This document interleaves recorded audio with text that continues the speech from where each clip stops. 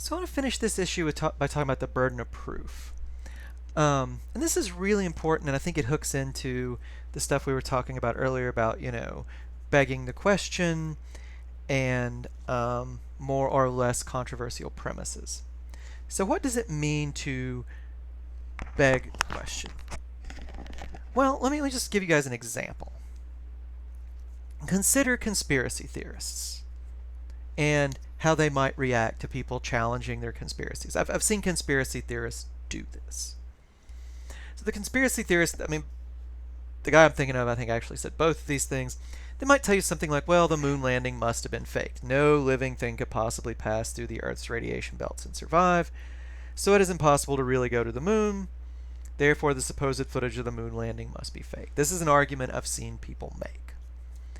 Another one from a conspiracy theorist, the jets crashing into the Twin Towers can't be real. Can't be the real cause of the collapse. Steel simply doesn't weaken like that at the temperature that jet fuel burns. So something besides jets crashing into the buildings must be responsible for the collapse. Now, as far as I can tell, both of these are actually just false.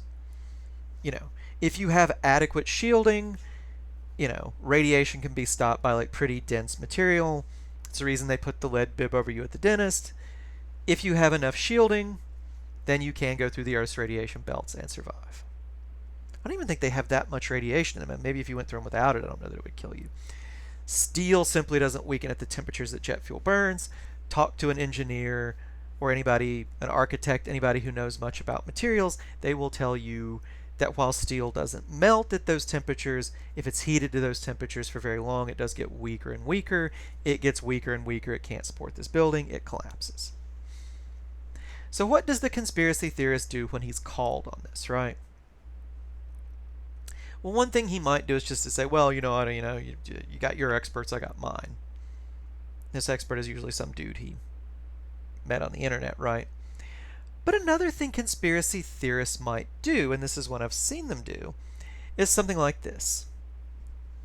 Well, okay, so I can't make a good argument that the moon landing was faked, or that 9/11 was faked, but you can't prove that it wasn't fake.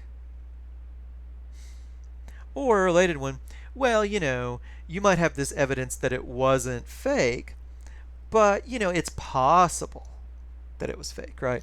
You know, you tell me it would be really hard for all these people to keep a secret who went to the moon. It's really hard for two people to keep a secret, much less all the thousands that would be involved. But it's possible, even if it would be hard, right? Somebody, if 9/11 was caused by a missile, somebody would have caught that on camera. It's not on camera. Well, it's possible they somehow missed it, right? What's the conspiracy theorist doing? Both of these responses do something with the burden of proof. They do something really underhanded, really deceptive. Case one is shifting the burden of proof. The conspiracy theorist, don't have to make my case that this happened. You have to make the case that this didn't happen. Case two is setting the burden of proof arbitrarily high, right? Do you have to prove that it is literally impossible, that there is no chance whatsoever that this didn't happen? If you prove that there is a 1 in a billion chance, does the conspiracy theorist still win, right?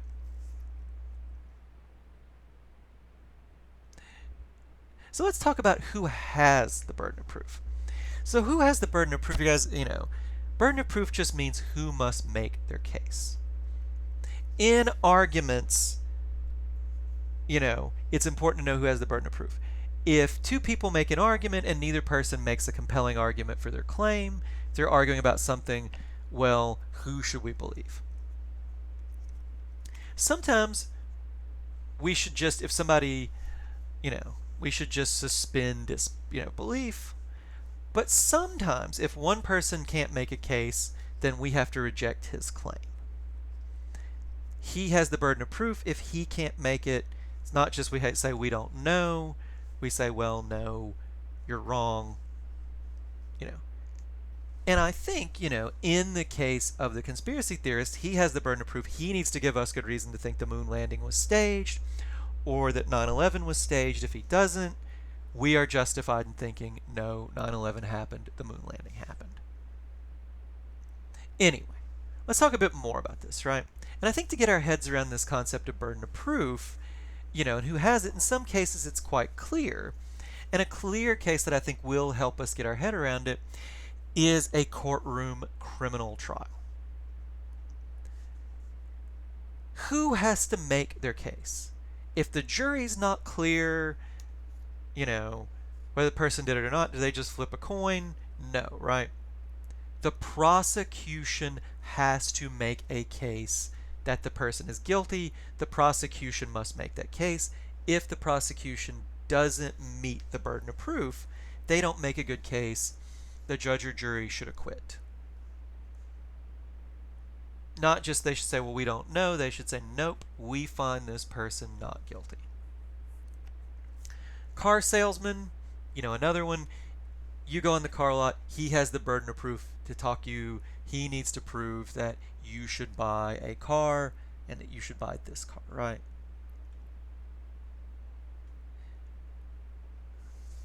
Science, if I'm trying to establish some new scientific claim, some new theory that cuts against the old claims, or if I want to establish that some drug is safe, I have the burden of proof. But in a lot of cases, and I think this idea of the burden of proof is very important, right? Because it lets people get away with making crazy claims if we're not clear on it. A lot of conspiracy theorists and similar people fall back on shifting the burden of proof or setting it too high. But it's not always cut and dried who has the burden of proof. In a courtroom, there are clear rules about this. But what do we do in day-to-day life where there might not be such clear rules? A good rule of claim is that the person making the more extraordinary, wild, or controversial claim has the burden of proof. Think about our last lecture and how we can rank controversial claims, right? If you say Elvis is alive, and I say, no, he's probably dead, well, Elvis is alive is way more controversial than he's probably dead. You have the burden of proof. You need to give me a compelling case that Elvis is alive. If you can't do that, then I am very well justified in maintaining my belief Elvis is very probably dead. I mean, I wouldn't even hedge my bets that much. I would say Elvis is dead, right? I mean, look, you can't be as famous as Elvis and not be recognized. It just doesn't happen.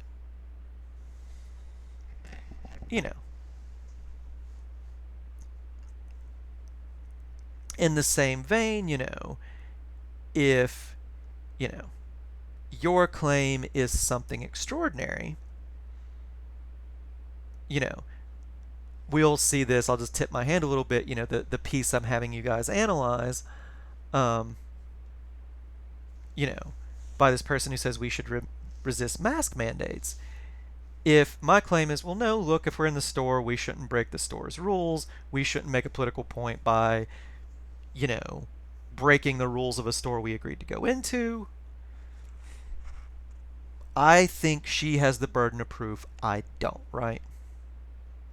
If you want to say that the Loch Ness Monster exists and I say that it doesn't, you have the burden of proof.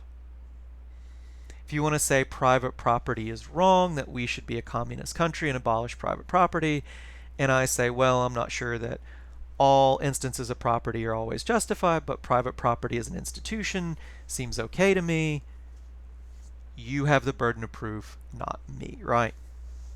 So the wilder, the more controversial, the more ambitious your claim is, that person has the burden of proof. Beyond the question of who has the burden of proof, there's the question of what the burden of proof is. And law is a good example of this again. The burden of proof in a criminal trial is beyond a reasonable doubt.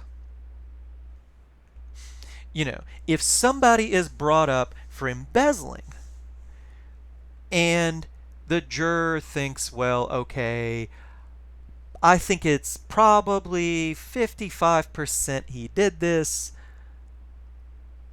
You would probably think, well, 55% is not beyond a reasonable doubt. I think he probably did it. I still don't think the prosecution has met the burden of proof, right? It's really high. It's probably well beyond 55%. But if someone raised the same candidates about a job candidate, let's say my business was hiring and I was thinking about hiring this guy, and you gave me evidence that showed, that convinced me there was a 55% chance he embezzled at his last job, that'd be a pretty good reason not to hire him, right? Especially if I had somebody else that was almost as good who there was no such doubt about, right? You know. Or, if you think your roommate is 60% likely to stealing your food, I wouldn't send anybody to jail for theft if I thought it was 60% likely they were stealing. But I might confront them and say, hey, why are you doing this, right? Anyway, in many contexts, what the burden of proof is specified, right? In the law, it is, right? In a criminal trial, it is beyond a reasonable doubt. Forget what it is in a civil trial where you're just suing people for money. It's lower, but it's still fairly high, right? If you guys have ever wondered why, in some cases, somebody might be acquitted and then the family might sue them and win a wrongful death suit, one of the main reasons for that is the burden of proof in civil court. The burden of proof you need to get money from somebody is lower than the burden of proof you need to send them to jail. To get a drug approved, the burden of proof is very clearly specified by the FDA, right? Mathematics, if you ever take a math class that does proofs, what the burden of proof is very clearly specified. It's insanely high. In mathematics, especially with proofs, you can meet this, right? In everyday life, though, the burden of proof, how high it is, isn't specifically specified, right? But again, the more extraordinary, the more controversial or unusual a claim is, the higher the burden of proof is. I saw a six-pack in the fridge, therefore there's beer in the fridge. If you told me that, I would believe you and I think, okay, there's beer in the fridge. If we were throwing a party, I don't need to go, or we're having people over, I mean, six-pack party, maybe not, but, I think, well, there's beer, I don't necessarily need to get more, right? If you tell me I saw a UFO, therefore aliens exist and they routinely visit Earth, I might very well believe that you saw a UFO. I might think that you're telling me the truth. I might think that you are a careful, sober observer and you're not going to mistake, say, a foil balloon for a UFO. I might think that you saw a weird object doing weird stuff. But I might also think, well, you haven't met the burden of proof for this really extraordinary claim, aliens exist and they routinely visit Earth. This is well beyond, I saw this. This is well beyond what you would need to show me that there's beer in the fridge, or that a friend of ours got a new haircut, or that a new store has opened up or a store's went out of business. It's not anything close to what you would need to convince me that aliens exist and they routinely visit our planet.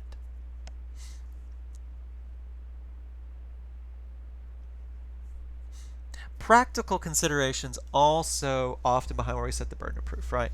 Why do we set the burden of proof so insanely high in criminal trials? Because sending someone to jail if they are innocent is a very horrible thing to do. It is not something the government should do lightly if it's going to respect our rights, right?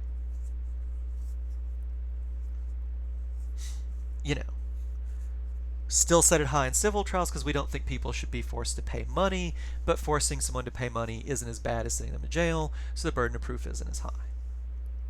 Why is it appropriate to have an even lower burden of proof for not hiring a job candidate because there's something suspicious?